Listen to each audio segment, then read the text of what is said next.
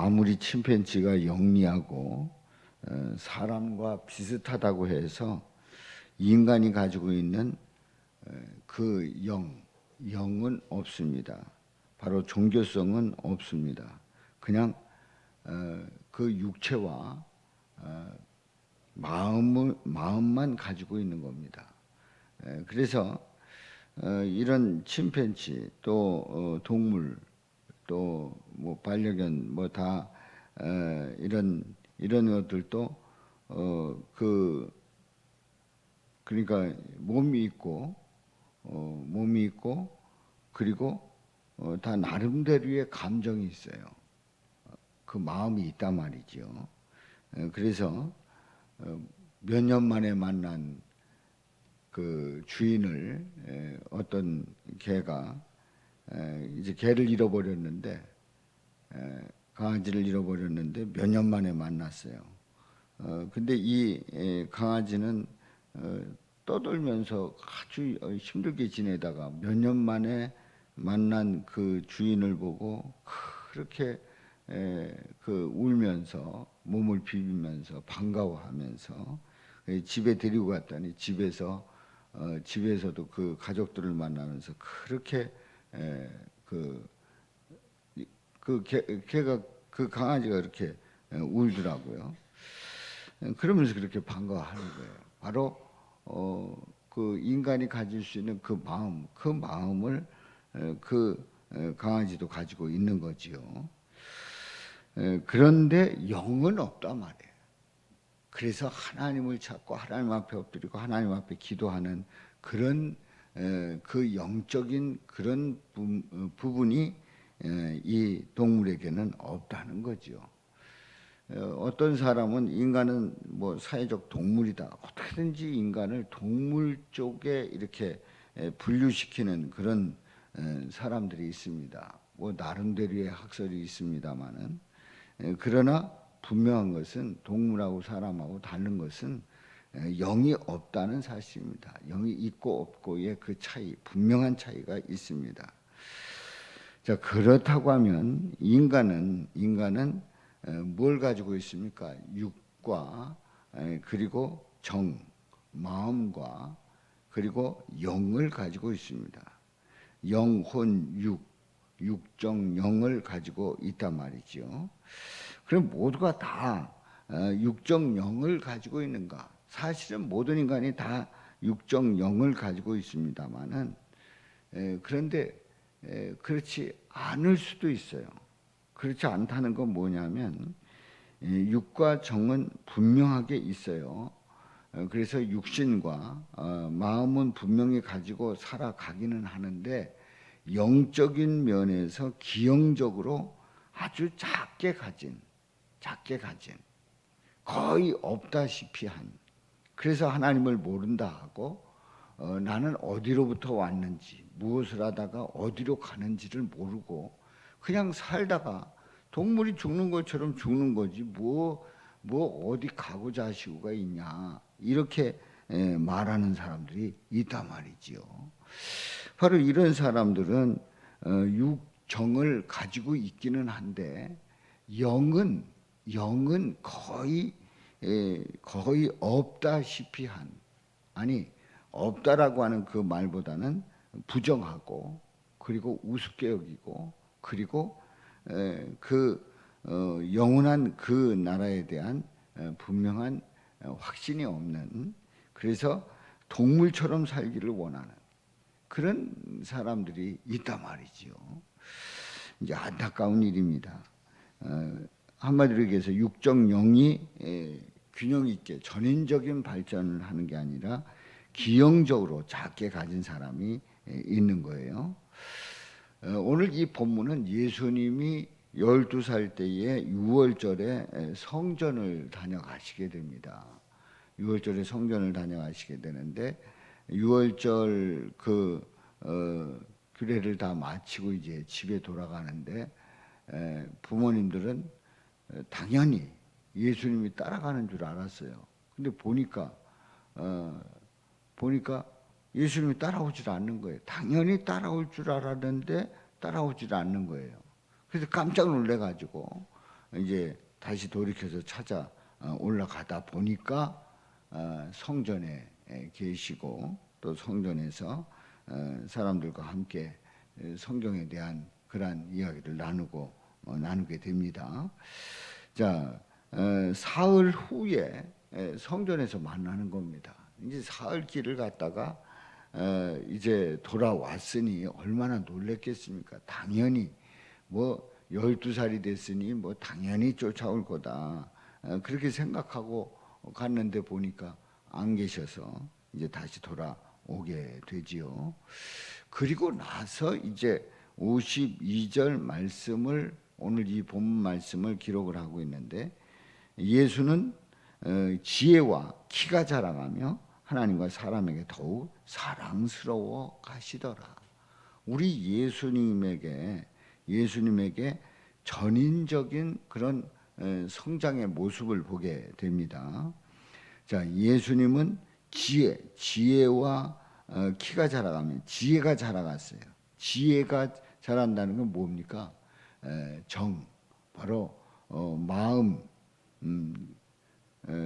그 IQ 이런 그 모습들이 점점 성장해 가는 모습을 보게 됩니다. 그리고 키가 자라갔다. 키가 육신이 점점 자라가는 거예요. 우리 예수님은 그 성화를 보게 되면 아주 잘생긴 걸로 이렇게 나옵니다만은 실제로는 성경에 보면은 우리 예수님은 사실은 잘생기시지 않았어요. 못생기셨습니다. 그런데 성화에 예수님을 멋지게 표현하느라고 잘생기처럼 그렇게 나타내고 있는데 우리 예수님은 못생기셨습니다. 그래서 사람들이 육신적으로 볼 때에 그렇게 호감 가는, 그래서 그야말로 얼굴로 한몫 보는 그런 분이 아니었단 말이죠. 키가 얼마나 컸는지는 잘 모르겠습니다만은 우리 예수님은 육신적으로 성장해 가셨죠. 그러니까 아이들이 점점 처음에 갓나서 그 지혜가 더하고 키가 자라가고 하는 그런 모습처럼 우리 예수님은 그렇게 성장하셨고요. 그리고 하나님과 사람에게 더욱 사랑스러워 가시더라. 더욱 사랑스러워 가시더라. 여기에서 특별히 이 사람에게 사랑스러워 가는, 사람에게 인정을 받고 사랑받고 관심받고 하는 그런 거는 일반적으로 다 가지고 있습니다만은 특별히 하나님으로부터 더욱 사랑스러워 가는 우리 예수님의 모습을 봅니다. 바로 이 부분은 영적인 그러한 부분이죠. 하나님과의 교제, 하나님과의 만남, 하나님과의 대화를 할 수 있는 그 부분이 바로 영적인 부분입니다. 그래서 우리 예수님은 지혜와 키와 그리고 사랑스러워 갔다고 했는데 마음이 또 육신이 그리고 영이 성장해 가고 또 그 가운데서 이제 앞으로 그 사역을 감당하기에 부족함이 없는 그런 육신의 모습을 갖추는 모습을 보게 됩니다. 그래서 우리 예수님은 육정영 이 세 부분이 전인적으로 건강한 그런 모습을 보게 됩니다. 우리는 믿음 생활을 하면서 항상 이 세 가지를 늘 고백하고 그리고 이 세 가지를 돌아봐야 합니다. 특별히 자녀들을 키울 때는 이 세 가지 면에서 지혜도 있어야 되고 키도 자라가야 되고 그리고 하나님 앞에 나갈 수 있는 그런 마음도 가져야 하고 이런 육정 영을 균형적으로 가질 수 있는 전인적인 그런 인격을 가질 수 있도록 살피고 기도하고 돌아봐야 되지요. 그렇습니다. 인간은 육체와 정신 그리고 영이 있는 전인격적인 존재입니다. 전인격적인 존재. 이 동물하고는 분명히 다릅니다. 전인격적인 세 부분에 있어서 전인격적인 존재입니다. 그런데요, 이 전인격적인 존재라고 말하는 그 이유 중에 하나가 육체가 피곤하면 정신적으로 스트레스도 함께 찾아오게 됩니다. 또 맛있는 음식을 먹게 되면 스트레스가 풀리게 되는 겁니다. 그냥 맛있는 음식을 먹었는데 마음이 피곤하고 막 이랬는데 그 스트레스가 풀리는 거예요. 또 운동을 하고 난 다음에는 기분이 좋아져요. 마음이 그 뿌듯하고 흐뭇하고 뭔가 이렇게 채워지는 느낌이 있는 거예요. 그래서 정신 건강을 위해서 이제 운동을 하지요. 그래서 평소에 운동을 하시는 분들을 보면 정신적으로도 건강한 것을 보게 됩니다. 벌써 우울해지고 또 그 마음이 건강하지 않을 때는 운동하는 걸 굉장히 귀찮아하고 운동하지 않아요. 그럼 결국은 그 마음이 한쪽으로 기울어지게 되고 자꾸 스트레스 쌓이게 되고 그러면서 정신 건강에 문제가 생기게 되죠. 고민이 많은 사람은 예배 드릴 때에 집중을 하질 못합니다. 그러니까 그 마음이 복잡한 사람은 영적으로 주님 앞에 온전히 엎드리지 못하는 그런 모습을 보게 됩니다. 또 몸이 아프게 되면 밤이 되면 두려움이 찾아오는 거예요. 이 영적인 그런 연약함이 육신이 약할 때 영적으로도 약해질 수 있다는 거지요. 그러나 또 주님 앞에 엎드리고 기도하면서 또 믿음에 대한 주님에 대한 그 믿음이 확신이 설 때는 육신도 자신감이 생기게 되고 마음도 뿌듯해지는 것을 보게 됩니다. 그렇습니다. 이 전인적인 그런 그 건강을 우리가 살필 필요가 있습니다. 예수님의 은혜가 충만하게 되면 몸의 피곤함도 사라지게 되고 기쁨도 넘치게 되는 거예요. 인간의 몸은 전인적인 그런 면으로서 이루어져 있기 때문에 육체와 정신과 그리고 영혼은 서로 아주 긴밀하게 연결이 되어 있습니다. 그러니까 하나를 딱 떼놓고 볼 수 있는 게 아니라 말이죠. 어느 한 부분만 만족한다고 건강한 인간이 될 수가 없는 겁니다. 하나님은 자신의 형상대로 인간을 지으셨습니다. 그래서 모든 인간은 본능적으로 하나님을 찾고 구하는 존재가 돼 있단 말이에요. 그러니까 그 영혼이 갈급한 그러한 인간의 모습을 보게 됩니다. 그런데 이 하나님의 영이 인간의 죄악으로 인해서 그 영이 하나님의 그 영이 인간에게서 떠나게 됩니다. 그러니까 영적으로 어두워지게 됩니다. 그래서 인간은 하나님이 누구신지를 잊어버리고 그 결과 하나님의 영이 떠난 그 빈자리를 하나님이 아닌 다른 것으로 영적인 갈급함을 채우게 되는 거예요. 그래서 하나님에 대한 분명한 고백이 없는 사람들은 결국 알고 보면 뭐래도 하나 붙잡는 거예요. 그래가지고 무슨 무당을 찾아다닌다든가 아니면 다른 종교를 찾아다닌다든가 아니면 나름대로의 그런 걸 한다든가 해가지고 영적으로 완전히 하나님과 멀어지면 하나님과 상관없으면은 그냥 끝나는 것 같은데 아닌 거예요. 다른 걸 붙잡으려고 한단 말이죠. 그래서 인간이 어떤 개인도 자신의 수련을 통해서 그 영적인 것을 하나님 앞에 온전히 설 수 없는 한계를 인간은 가지고 있다는 것을 어제도 말씀을 드렸지요. 인간은 죄인이기 때문에. 그래서 인간은 결국은 그 영혼이 지옥에 들어갈 수밖에 없는 불쌍한 영혼이 되고 말았단 말이에요. 자, 그래서 인간이 실제로 그러면 어떻게 해야 될 거냐? 이 인간이 어떻게 살아남을 수 있느냐라고 하는, 그래서 저 영원한 천국에 대한 소망을 어떻게 가질 수 있느냐에 대해서 우리 하나님은 아주 분명하게 법을 만들어 주시지요. 바로 그것이 율법이란 말이에요. 그래서 이 율법을 허락해 주셨고, 율법을 내려 주셨고, 이 율법을 지키는 자는 구원받을 수 있는 그 길을 열어 주신 거예요.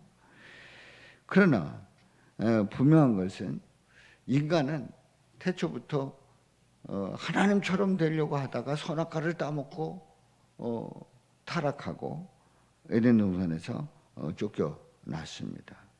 타락 이후에 하나님의 신성한 성품으로부터 나온 그 율법, 하나님께서 주신 율법을 잊어버리고 실패와 좌절을 하게 됩니다.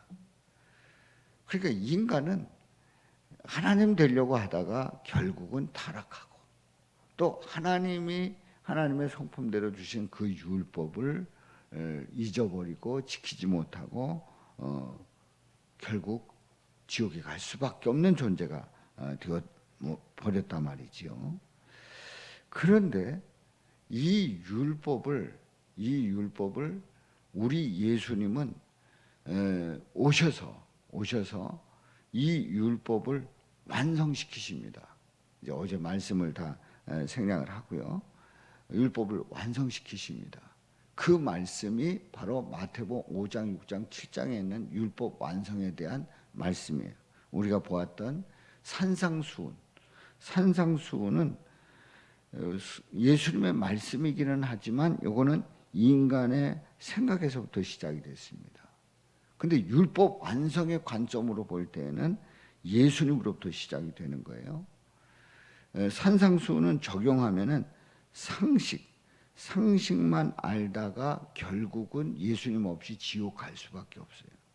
근데 율법 완성은 예수님을 알게 되고 예수님이 율법을 완성시킨다는 걸 알게 되고, 그래서 율법을 알게 되고 천국에 갈 수 있는 그 놀라운 은혜를 잊게 되지요. 그러니까 우리가 어떤 관점으로 보느냐가 아주 중요한 겁니다. 그래서 성경을 볼 때에 그 나를 기준해서 바로 성경을 보는가, 이건 큰 저주가 되는 겁니다. 암만 성경을 보는데도 그게 나의 관점에서 보게 되면, 내 중심으로 보게 되면 예수님과 상관없이 보게 된단 말이에요. 이건 저주예요. 그러나 성경을 볼 때 예수님으로 보게 되면 바로 예수님으로 인해서 구원받는 그 놀라운 은혜를 잊게 되는 줄로 믿습니다. 그래서 오늘 이제 제가 말씀드리는 것은 인간은 육정영으로 되어 있다 하는 거예요. 육정영으로 되어 있는 인간은 하나님의 은혜를, 하나님의 그 은혜 속에서 하나님을 바라보고 하나님께서 우리를 구원해 주신다는 그 확신 속에 살아가게 돼 있다는 거지요. 그래서 육정영을 가진 인간은 그 과정 속에서 우리에게 율법을 허락해 주셨고, 그 율법을 예수님이 완성시켜 주신다는 분명한 확신 속에 나갈 때에 육정영의 그 영적인 부분이 바로 서게 될 줄로 믿습니다. 그래서 오늘 이제 말씀드리는 이 내용은 인간의 육정영을 통해서 하나님께 나갈 때 율법 완성을 통한 예수님의 구원의 역사를 우리 모두가 고백하고, 그래서 육신을 입고 살아가면서 또 마음으로는 우리 예수님 때문에 기쁘고 감사하고, 또 그 어느 때는 우울해질 때도 있고 어느 때는 힘들 때도 있고 복잡할 때도 있고, 그런데 그런 걸 다 뛰어넘어서 우리 주님을 바라보면서 기쁘고 감사한 마음을 가지고 또 율법 완성의 구원의 역사를 고백하면서 나갈 때에 저와 여러분들이 육정령 전인적인 그러한 신앙을 가지고 승리하시기를, 또 하나님의 은혜 속에서 살아가시기를 주님의 이름으로 축원합니다. 자, 우리 다 같이 외쳐봅니다. 누가복음 2장 52절. 누가복음 2장 52절 말씀.